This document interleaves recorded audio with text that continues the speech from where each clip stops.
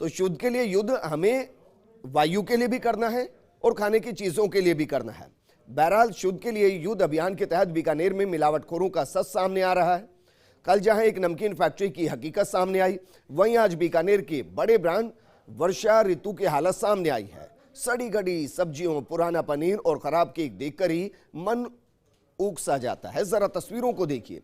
CMHO doctor BL Meena ने कार्रवाई के दौरान जमकर डांट लगाई। मालिक से जवाब देना नहीं बन रहा था।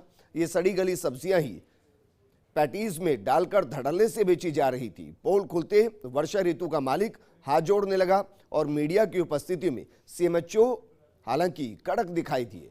ये जो पैटीज आप दिखाई दे रही हैं, आपको लग रहा हो गया आप बड़े होटल में गए हैं, खाना खा रहे हैं, वर्षा ऋतु है, बिल्डिंग जरा इसकी देखिए, चमचमाती हुई बिल्डिंग है, लेकिन कहते हैं कि नाम बड़े और दर्शन छोटे। कुछ ऐसे ही हालात यहां पर दिखाई दे रहे हैं। सुपर एक्सक्लूसिव तस्वीर हम आपको दिखा रहे हैं।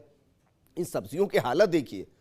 अमूमन इस तरीके की सब्जियों को जानवर के सामने भी नहीं फेंका जाता है, यह इंसानों को खिलाया जा रहा है। मेरे सहयोगी लक्ष्मण राघव मेरे साथ जुड़ चुके। लक्ष्मण, और उन्होंने वहां पर हालातों को जायजा लिया। जरा इन सब्जियों को देख लीजिएगा, क्योंकि इनको आप अक्सर गाय और बाकी जानवरों के सामने भी नहीं फेंकते होंगे, और यह होटल यहां इन्हें इंसानों के सामने परोसता है और उनसे पैसे लेता है। मेरे सहयोगी ने यहां का जायजा लिया, जरा देखिए। देखिए, सरकार का महत्वपूर्ण अभियान है शुद्ध के लिए युद्ध अभियान। आज सीएमएचओ की टीम पहुंची है वर्षा ऋतु ब्रांड पर। अपने आप में बड़ा ब्रांड माना जाता है यहाँ पर पैटीज वगैरह वगैरह, लेकिन जो हालात यहाँ पर है, इतनी सड़ी हुई सब्जियाँ यहाँ पर हैं, आप समझ सकते हैं आपके स्वास्थ्य के लिए कितना घातक हो सकता है।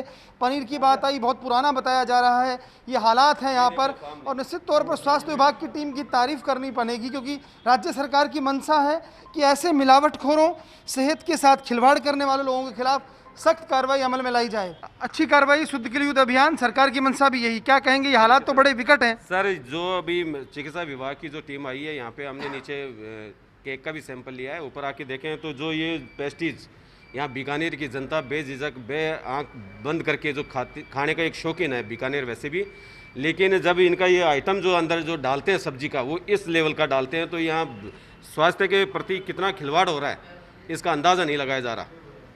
पहले ही यहाँ कोरोना से ग्रस्त है पब्लिक, अब दूसरा ये स्वास्थ्य के लिए जो खाने की अच्छी चीज़ खाने के लिए कोई भी चाहता है कि त्योहार पे कोई आता है तो उसको चलो। आप करते हैं यहाँ पे काम? ये यहाँ के ओनर हैं। यहाँ लगता है कितना बड़ा मजाक आप कर रहे हैं जनता के साथ। ये यहाँ के ओनर है और इस तरह की ये सब्जियाँ यहाँ पे इनके अंदर डाल रहे हैं। देखिए आप स्थिति देखिए, ये कैमरामैन गुलाम रसूल दिखा रहे हैं। ये जो स्थिति है, कैसे मतलब किस तरह से सेहत से खिलवाड़ हो रहा है, और निश्चित तौर पर ये सरकार की जो मंशा भी यही है कि ऐसी चीज़ें सामने आए। सड़ी गली चीज़ें हैं। सीएमएचओ लगातार एक्शन मोड में है। निश्चित तौर पर ये कार्रवाई यहाँ पर की जा रही है। आप देखिए, ये अगर आप खाएंगे तो आपकी हालत क्या होगी। कोरोना जैसा पैंडेमिक यहाँ पर है, कोरोना काल यहाँ पर चल रहा है, और उसके बीच में यदि ऐसा है तो आप देखिए, अब भले ही लाख दुहाई देते हो आप, लेकिन जो हालात यहाँ पर हैं ये निश्चित तौर पर बेहद खतरनाक हैं। आपको नहीं लगता, आपको नहीं आता कि शर्म नहीं है, अपराध नहीं है, ऐसा नहीं लगता आपको? क्या कर रहे हैं आप? सर, हमने डाला थोड़ी है किसी के अंदर ये आइटम। तो रखा क्यों है यहाँ? ये क्या है, ये क्या है? ये फिर कितना जनता से खिलवाड़, आपके ब्रांड पर भरोसा करके लोग आते हैं। सिमरू साहब, अब ये ऐसा देखना आता है, सैंपल आप लगातार ले रहे हैं, क्या कार्रवाई इस पर ऐसा लगता है ऐसी जगह? तो मैं तो ये चाहता हूं कि ऐसे आदमियों को प्रशासन के द्वारा इनके सख्त से सख्त कार्रवाई की जाए, एफआईआर दर्ज करवा दी जाए। थोड़ी बहुत शर्मिंदगी है, माफी लगता है मांगनी चाहिए आपको? लगता है थोड़ा गलत हुआ?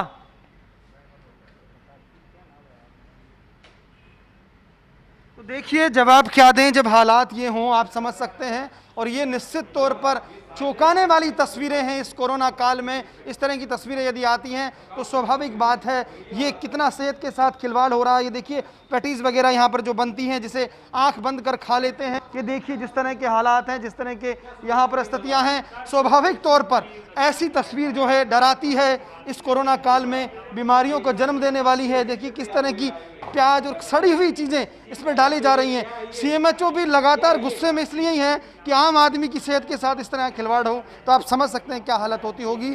तो कुल मिलाकर सरकार का यह अभियान इस उम्मीद के साथ कि अब कानूनन के खिलाफ सख्त कार्रवाई की जाए, केवल सैंपल लेने तक ही अभियान सीमित ना हो। कैमरा पर्सन गुलाम रसूल के साथ Lakshman Raghav, first India news, Bikaner. तो तस्वीरें एक एक करके मेरे सहयोगी लक्ष्मण राघव ने दिखाई, और लक्ष्मण राघव मेरे सहयोगी मेरे साथ जुड़ चुके हैं। लक्ष्मण, जिन सब्जियों को हम जानवरों के सामने भी नहीं फेंकते वहां यहां परोसी जा रही है, इसको सीज क्यों नहीं किया गया? ने भी किया था उनसे, उन कह रहे हैं कि हम कार्रवाई कर रहे हैं, सीज होना चाहिए।